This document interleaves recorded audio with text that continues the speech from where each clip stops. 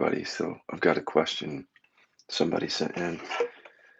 I received this a while back and I didn't answer it because I don't know, I just wondered why would the person be that interested in this question, the details.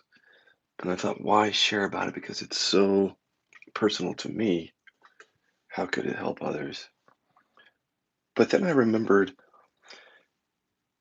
that right after the non dual awakening, or maybe a couple of years after, when the embodiment piece started to happen, I remember listening to Adyashanti and he had said something like, people have realization and then all you have to do is wait.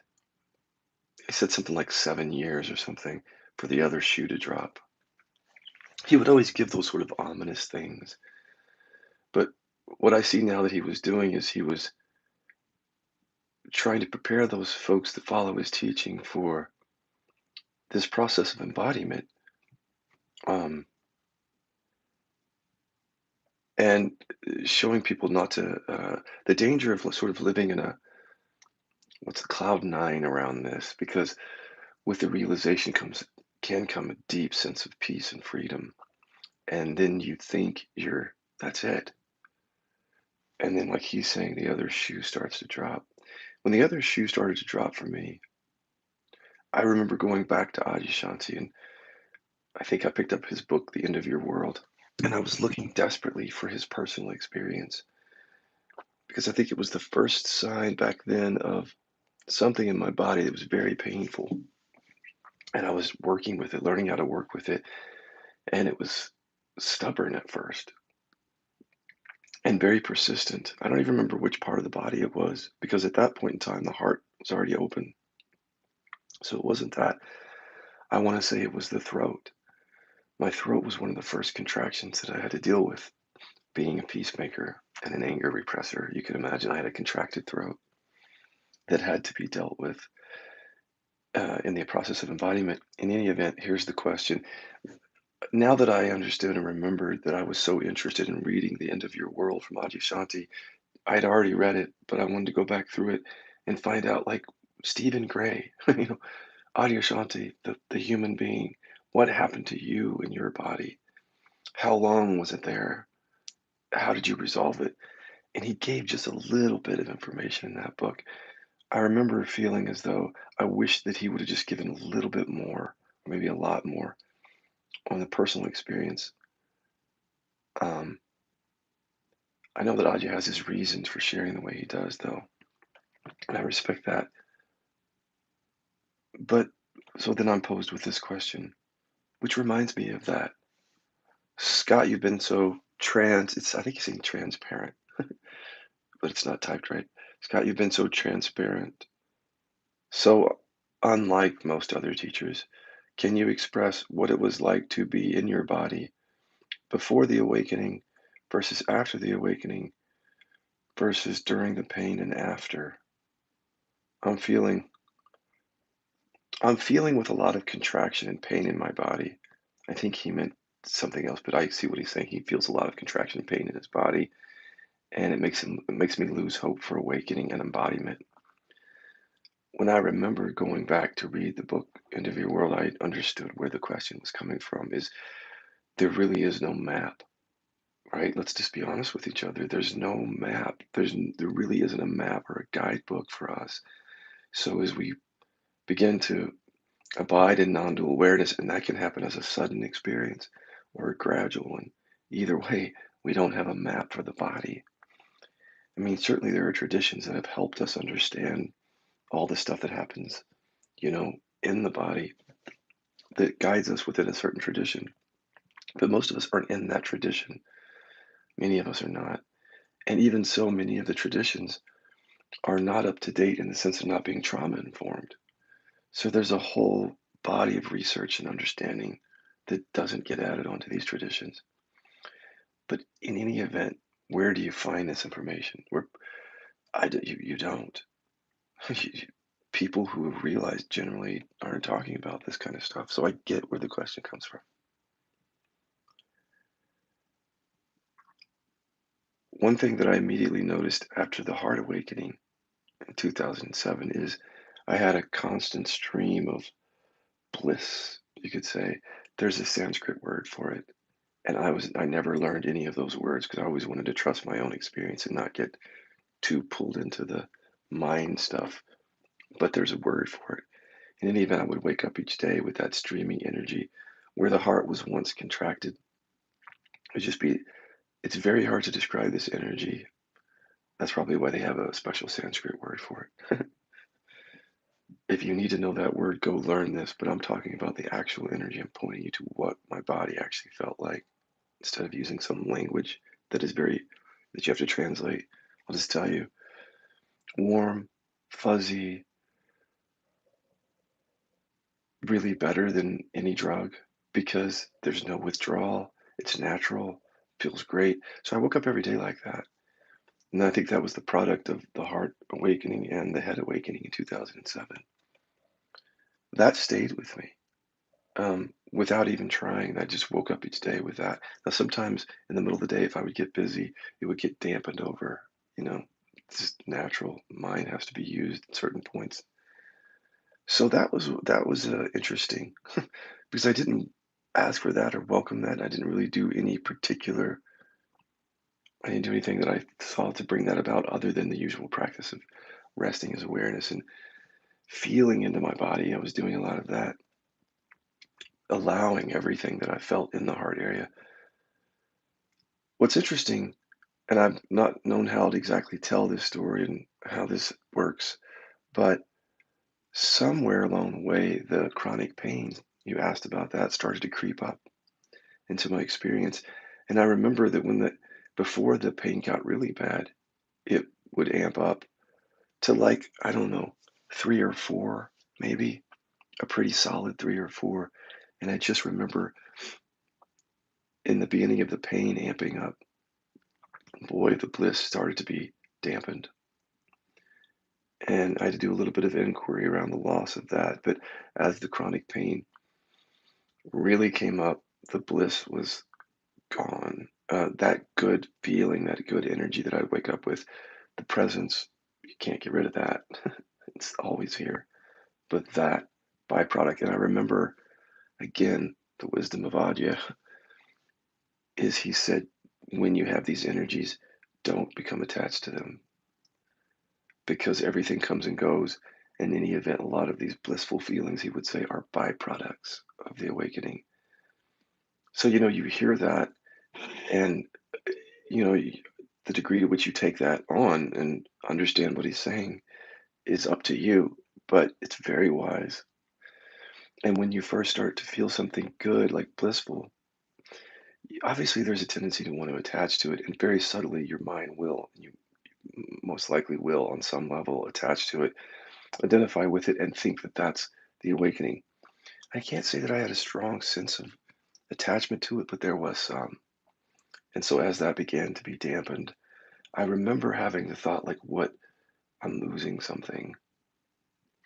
And then, of course, those thoughts came and went, and the bliss left. Um, there's not much else to report there. I mean, through the years, that's what it's been like. It's a strange mix of bliss throughout the body and then various areas of the body that are contracted or painful coming to the surface. So I remember even before the chronic pain up here, every day I would have that blissful feeling. And then I remember about 2011 or so, my testicles started to hurt. I had testicular cancer. So I'm just trying to get you a sense of how it's still a human body with its aches and ailments and pains, but also explain the difference. Because even going through the cancer, I remember the experience of mostly my body being translucent, empty. And so the pain that I felt was like in that. So there was at times there would be like bliss here and painful testicle, if you can imagine the two. In any event, nothing interrupted that bliss really until the spine pain. Spine pain happened and started really amping up in 2017. I don't know exactly why this information is helpful for you, but I'll just share it because I was looking for the information too from Adi or others. Slowly, what's been interesting about having the translucent body and the blissful feeling is that it really highlights the areas that are still contracted or painful. That was actually helpful. I didn't know that it would be that helpful to understand it that way, to see it that way, is when your body becomes like that, when your body changes as a result of the realization. One thing for sure, you become much more aware of the inner body, much more aware. Um, it's almost like anything that happens in the body, you can feel it directly and immediately. And then with awakening, there's less ability to sort of distract yourself in a story. So, one of the benefits of awakening is you're here now without a lot of stories. And then one of the curses of that is that you're here now without a lot of stories because when something becomes painful, it's right there. I remember commenting to Julianne, the co-owner of the Kilby Center, when the pain started to amp up, and she's like, "Well, this is the embodiment that you've always taught, Scott. So be careful what you wish for." What she was saying is that, yeah, the embodiment piece where you bring awareness down in, one of the things that happens is now you have awareness down in, directly aware of what you call body. So the bliss, you're super sensitive to that, you feel it. There would be times in the morning where it'd be like, "Is this too much for me to function today?" Because I was so sensitive to it, the energy. And the same was true of when the pain came up. It was hard for me to distract. So I think that's one thing you can count on is less ability to distract from something. But that's what ends up helping in the end because the distraction, for example, will take you away from the deep somatic work. So it's all perfectly designed in some way so that when the awakening happens, this thing that we call the body, you just can't turn away from it. I mean, we still do, but it becomes increasingly hard to turn away from it the more that the awareness comes down in, so to speak. Because again, you're sensitive to changes, even subtle movements of energy, let alone something very big. So the reason I say it's perfectly designed because can you imagine for some reason if we woke up, but then we still had this amazing way to distract ourselves, like really distract ourselves.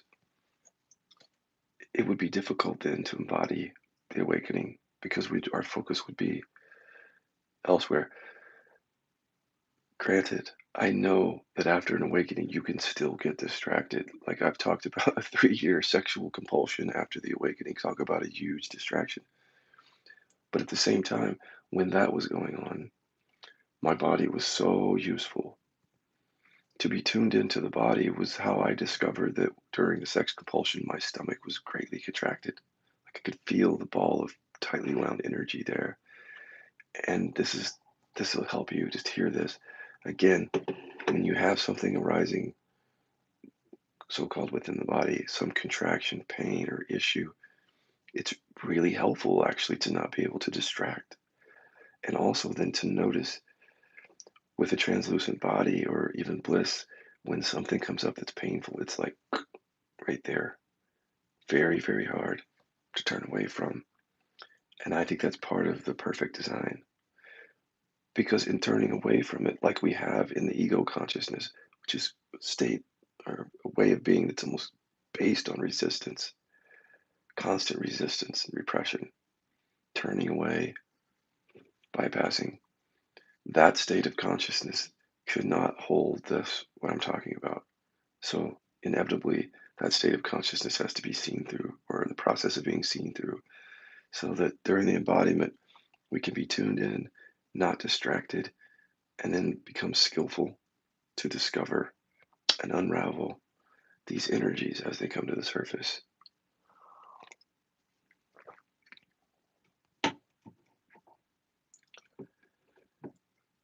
It was interesting to go over 3 years without any feeling of bliss in the body, truly, because the pain dominated my experience. The bliss is back. That's why I put the title here. This is another thing that's been so reinforcing for me is it's like the body just comes right back in alignment with that same energy of bliss once the issue that was there, the obstruction has been seen through, taken care of. It's almost like a reward, but you have to be careful because the mind says, "Oh, a reward."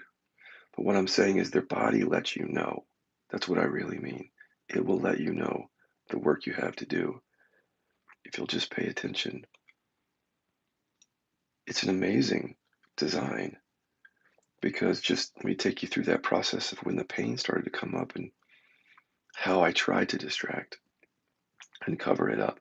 So here was this pain, and I used to say to Dan, my inquiry developing partner, is that my experience is like just like almost pure presence, and then this pain right in the middle of it, which took up a lot of my attention because of how painful it was. Just going through that though, just visualize this in your mind. Here's this pain coming up in awareness.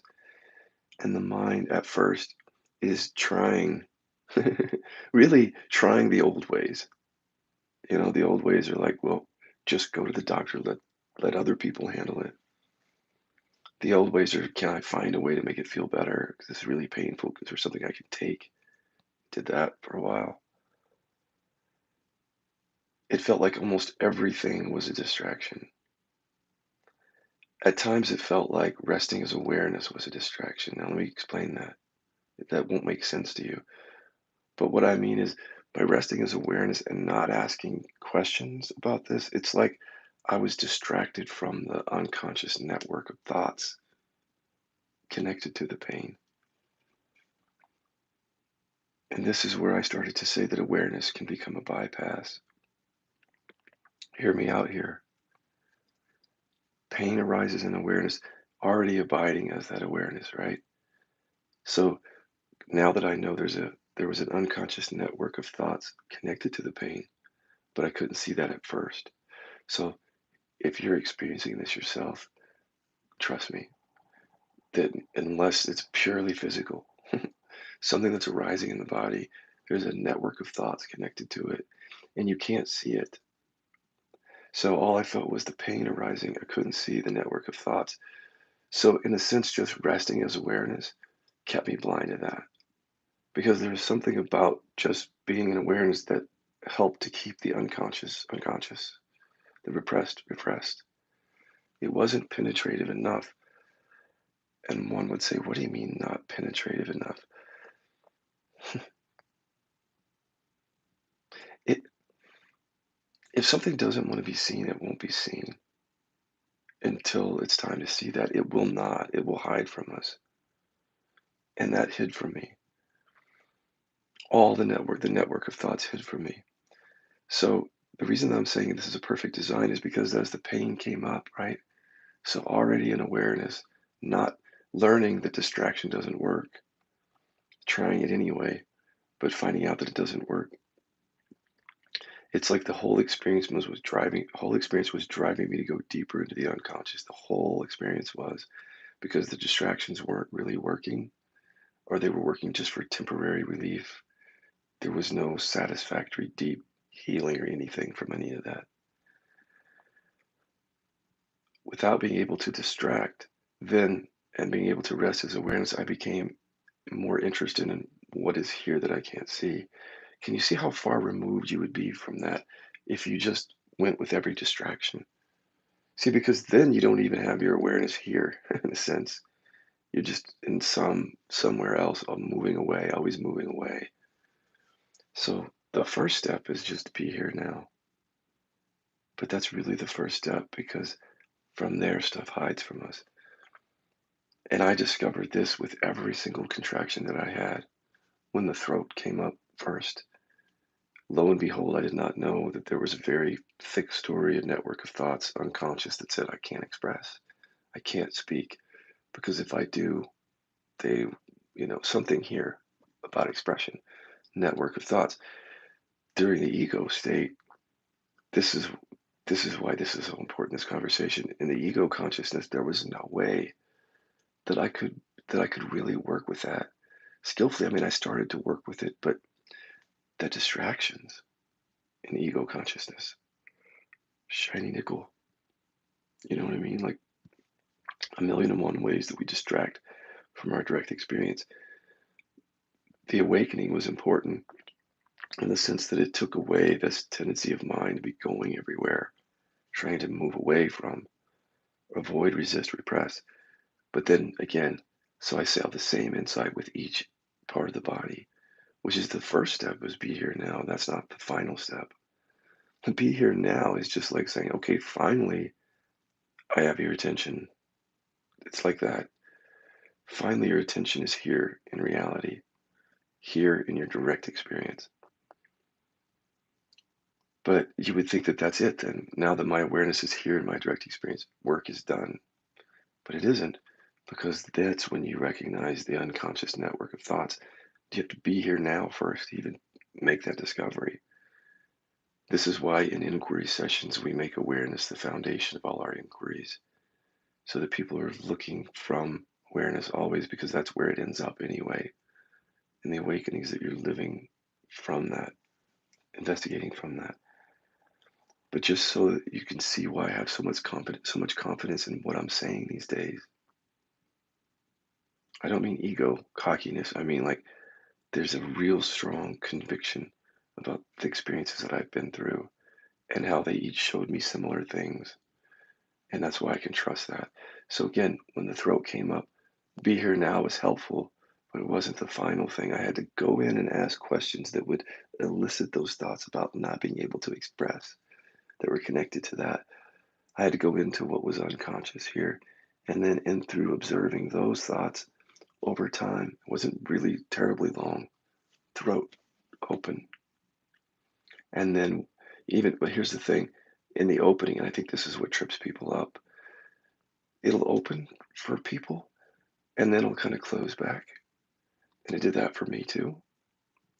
And in the closing back, if you don't understand and step back and see what's really happening in the bigger picture, you can think, oh, there's regression, or you can let frustration or anger take you over there. And that's the frustration on the path where all you need to do is to come back. Come back, because the contraction is like the habit of suffering and conditioning. It has to do that. I learned that during the process that survival is like that. The throat is just the throat is a storing of energy that has to do with a separate self. Even though there was a recognition that there is no self, the body keeps the score. So the body was remembering, oh, as a separate self, you can't speak, you can't express because it's dangerous. They won't love you, whatever. So again, pulling those thoughts up and seeing that it would open, but then like the next day there would be a little bit of, or sometimes a lot of contracting back.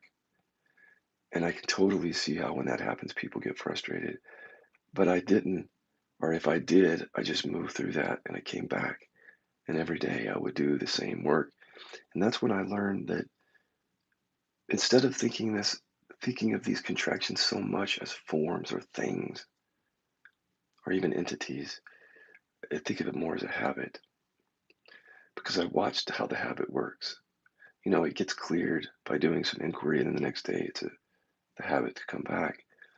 But if you step back, you'll notice that when it comes back, each time over time, it's like less. Over the time that you're working with it, it contracts back to less. The power of it is less to come back if you can really step back and see that. But sometimes we're really caught in the moment of something. So when it comes back, that's when the frustration comes in for certain people. What I say is just have the resolve to rest again and look again, because the habit has come back. And in doing that, over time, the thing opened and then did not contract back.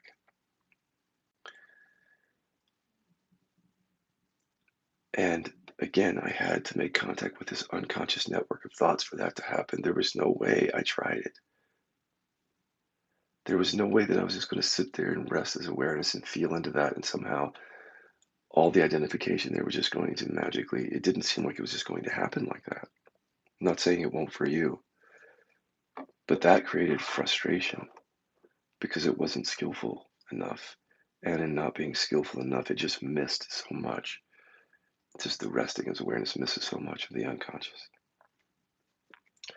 So then learning that, these insights that we get, learning that and then tucking that away, going about my business, and then the stomach comes So again, the heart was already open 2007. So at this point, the the body becomes, with each falling wave of contraction, the translucent quality is much more obvious, like a warm, open, empty, much more in those areas. Heart and throat. Head was already, there was no contraction there because of the awakening. So almost all the way down, and then we get to the stomach and the sternum, that started to come up.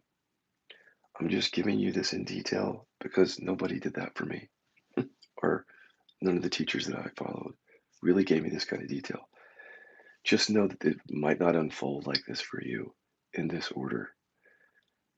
Who knows? This is just what happened to me. The stomach. Now, remember the timeline so you can understand that the externals matter. Like what you're doing in your life, how you're behaving matters and shows you what you're holding onto the body. The inside and the outside are one. There's no separation. So, at about the same time that I started to pick up the sex compulsion, which is a few years after the awakening, or right after it, but like not right after, but like a year or more after, that's when the stomach started to really amp up. But for a while, I wasn't directly with it. So I was really unconscious in the beginning, and it was driving the sexual compulsion. But if you listen to the story, you'll know that I sat down and inquired before and after acting out on that compulsion many times. And that's when I came into contact with this contracted belly. And it occurred to me that the belly had always been contracted, but that it wasn't on the surface. It just gets hidden along with all the other contractions. But here, with the translucent, with this being so clear, heart, throat, head, the contrast was so obvious then that the stomach wasn't translucent. And I couldn't feel the blissfulness there either when it showed up. It's like that was dark and dense down there in the stomach. Same exact process.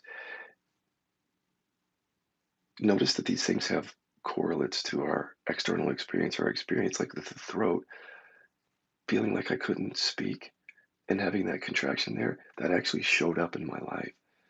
This is before the anger repression work. This is just being able to speak, not getting angry, just being able to speak. And so I had difficulty speaking until that cleared. So the behavior was affected directly by the body. The inside and the outside are one. And then the sex compulsion was the same thing.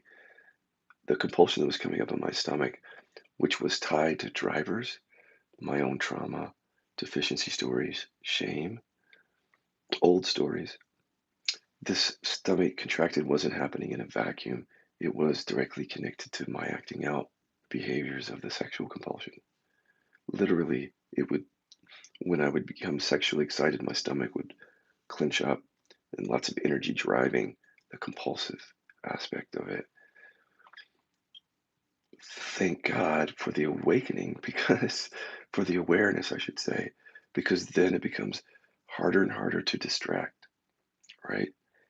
Even in the midst of a sexual addiction, with the awareness there, if you tune in to your body, you can find everything that you need, or any addiction, everything that you need to work with. It's right there.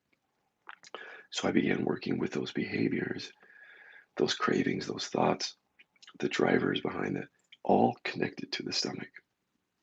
And that was the period in which I did a lot of that work around the trauma, being bullied, deficiency story, whatever else was there. And then lo and behold, at about the same time that the compulsion wind down to almost nothing, a very low level, still there, but very low, the stomach was open.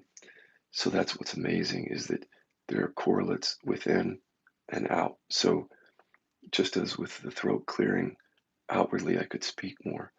With the stomach clearing, dissolving, the compulsion came down. It's beautiful. So whoever says that awakening embodiment has nothing to do with human behavior, human life, is not paying attention, guys, because it has a direct impact. What you're experiencing, what you're believing, what you're holding in your body has a direct impact on how you're living in the world. Going through that process, and then also through that process, 2012 is when the pelvic area, remember testicular cancer.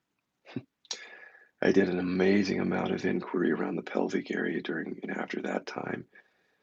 And as you can imagine, after the surgery, having a testicle removed, very painful down there, even after the surgery. But through the process of, again, mining. So I forgot to tell you that I think it's obvious when I went into my stomach, again, unconscious network of thoughts. This is why I keep getting on YouTube to talk about this amazing thing that we can tap into now. Like we have access. The stomach, all that I felt and saw was stomach contracted and compulsion. It's like, that's it. I couldn't see the unconscious network of thoughts, just like with the throat. I could not see at first how the bullying and the shame and the deficiency story was playing into the contracted stomach and the behavior. It hides from us. So, again, grateful for less ability to distract with regard to the stomach, even though I was trying hard. Eventually, it came back to it because you can't really get away from it in the awareness. You can't. I mean, you can tell yourself stories and take your medicine or do whatever to make something feel better. But in the end, as long as the root hasn't been uprooted, the thing remains. And there it is. So making contact with those unconscious networks of thoughts. And all I'm doing, I'm not dialoguing with any of this stuff. I'm not treating it as real. When it comes up, I'm just seeing it. One thought at a time. It just falls away. And as it falls away, the contraction just diminishes because you're taking all of its Velcro thoughts away just by observing. And when those thoughts dissolve, the stories, the programs, the stomach doesn't have anything anymore. So open.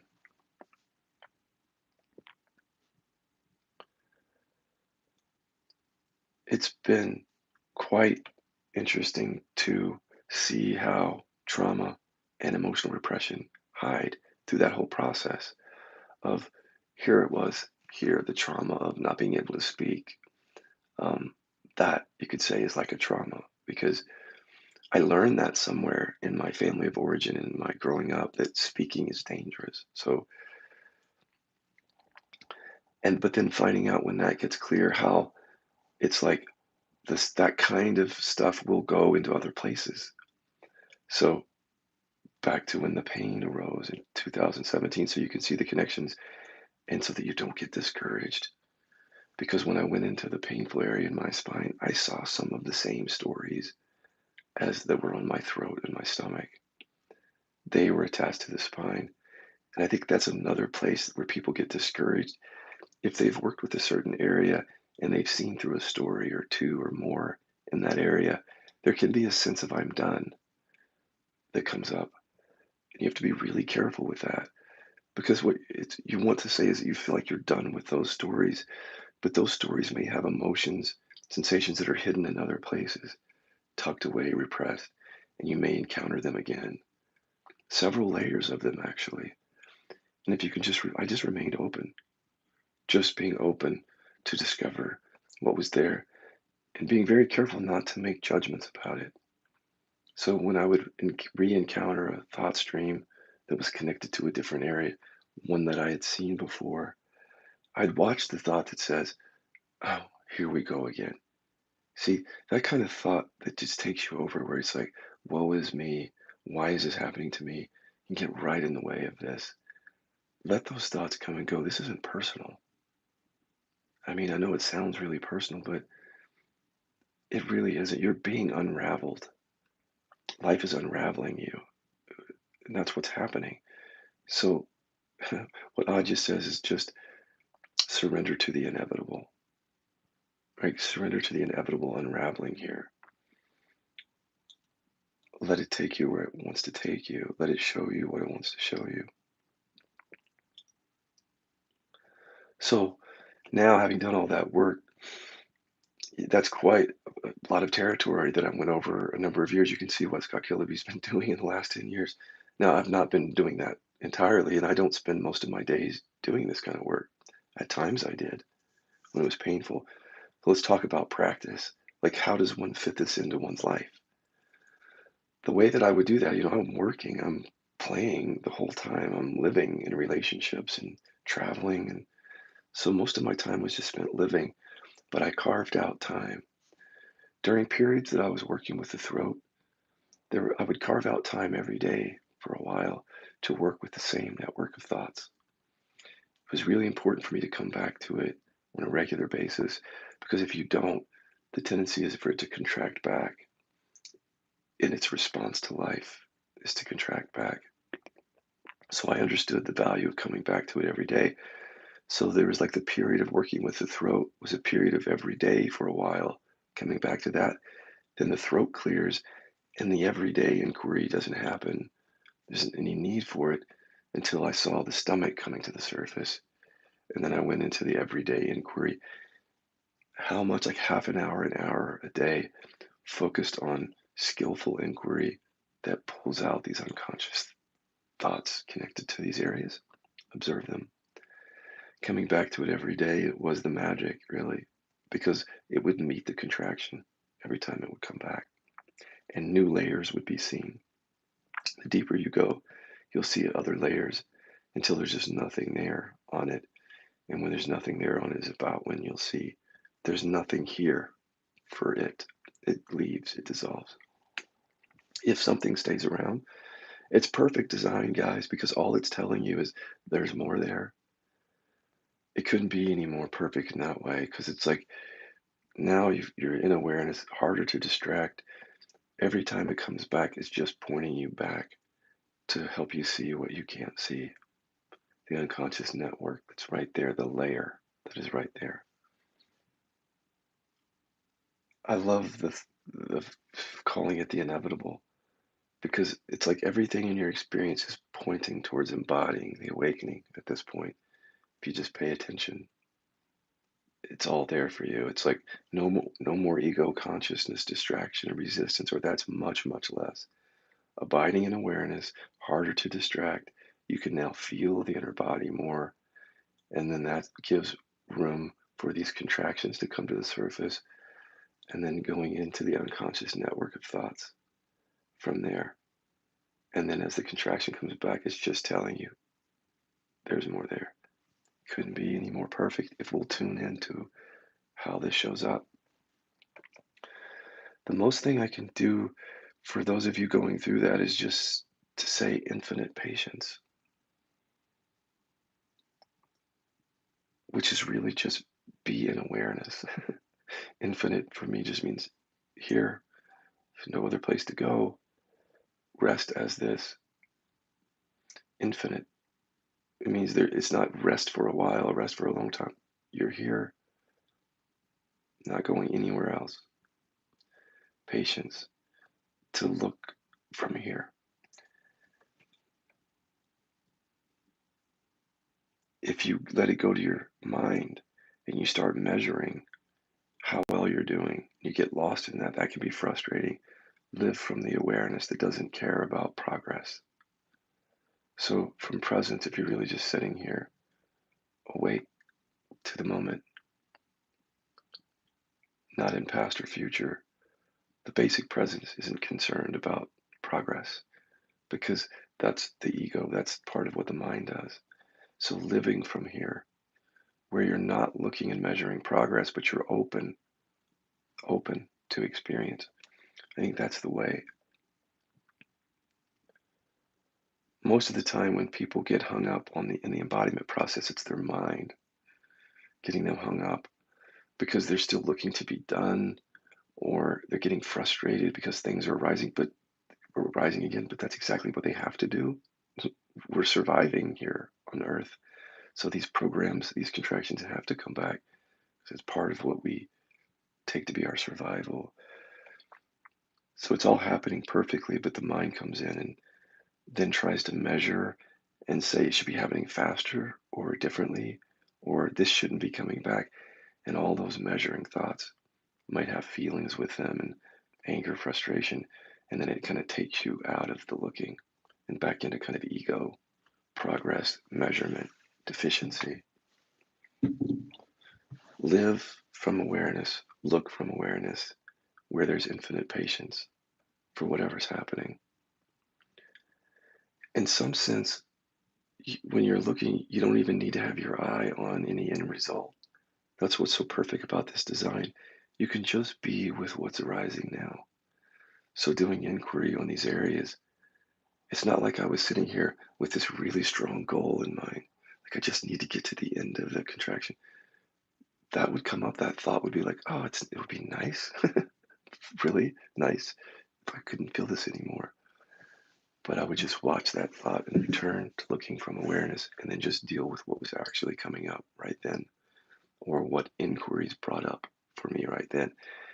And that has served me so well through the years is just to be with what is happening right now and not getting lost in where this is all going. That's where the infinite patience comes from, is sticking to just being with the experience moment by moment without getting caught up in progress, the story, where it's going. I hope that helps. That was fun to lay all that out. I don't think I've ever told anyone or told you on camera what everything that has unfolded for me. Let me just say a couple of things. In no way is that a map for what would happen for you because working with so many people through the years, it just unfolds very differently for everyone. And you can imagine because everyone has different conditioning, right? I mean, people will show up, some people will show up without a strong throat contraction, just don't have that. So that's not even part of the mix, or it's just a small issue. Other people will have like a massively contracted heart. Um, some people would have like see everyone's different. It depends. What you're doing in your life matters. So people with addictions, for example, might have different areas of the body that are contracted. All the human stuff matters. That's the point of, for me, the awakening and the humanness, they absolutely intersect at this place so that the body becomes really the intersection between the transcendent and the humanness. It's literally the vessel through which you can wake up through your humanness, like use your humanness to show you what it is you're believing still, those unconscious networks of thoughts. It's all perfectly designed because your behavior is there to show it to you, how you won't speak up or how you're constantly speaking up, what you're doing, what compulsions you have, what obsessions, how you relate to others in relationship. Everything is showing up in the body in some way. Everything has a correlate. So at this place, there's no way to make any division between our human life and this awareness, literally intersected completely at this place.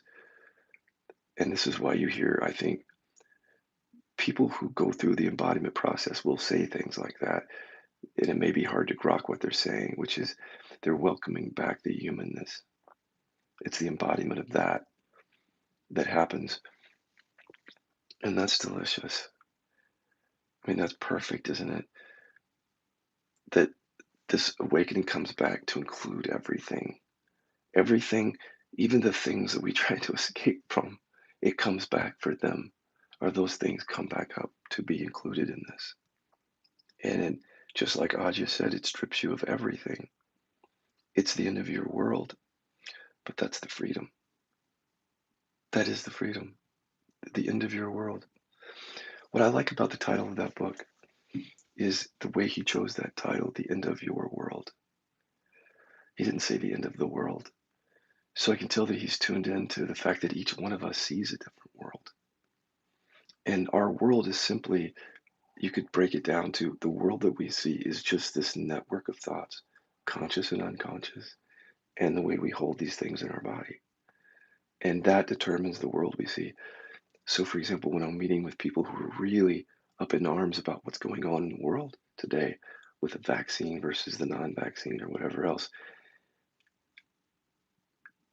all of that is connected in some way to how they were raised, their what happened to them, their traumas, their deficiency stories, all connected.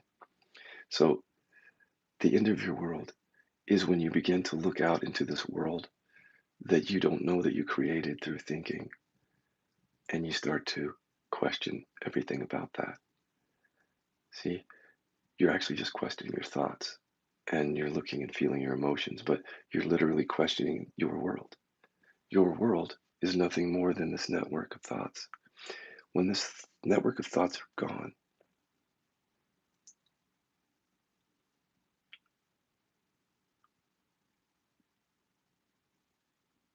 that's the end of all that.